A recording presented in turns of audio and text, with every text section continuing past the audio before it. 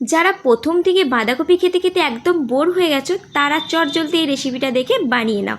তো প্রথমেই দেখো এরকম বড় সাইজে একটা বাঁধাকপি নিয়েছি, তার অর্ধেক করে নিয়েছি, সেই অর্ধেকটাকে ঝিরিঝিরি করে কেটে নিয়েছি। আর এই পাশে আলু কেটে নিয়েছি। আলুটা অপশনাল, তোমরা দিতেও পারো না দিতেও পারো, যাই হোক।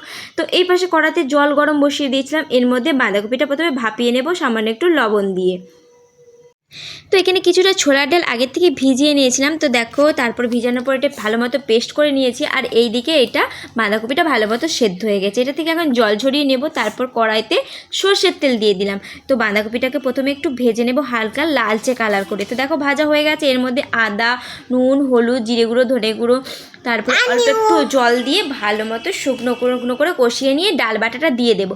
তারপর দিয়ে দিলাম স্বাদের জন্য অল্প একটু চিনি। তো দেখো এরকম আঠালো টাইপের হয়ে যাবে। তারপরে থালার পিছন দিকে করে, এখানে তেল দেওয়ার প্রয়োজন নেই, পিছন দিক করে মিলে দিয়েছি। এই পাশে আলুগুলোও ভেজে নিয়েছি আর এগুলো পিস পিস করে কেটে নিয়েছি। এগুলোকে এখন তেলে ভেজে নেব।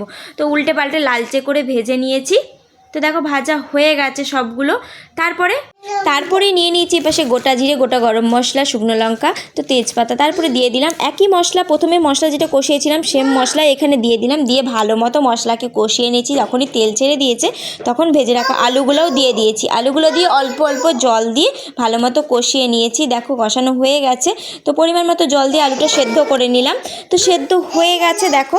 এরপরে ভেজে রাখা বড়াগুলো দিয়ে দেব। দিয়ে দিলে উপর থেকে নামানোর আগে অল্প ঘি দিয়ে দিলেই রেডি হয়ে যাবে বাঁধাকপির ধোকা।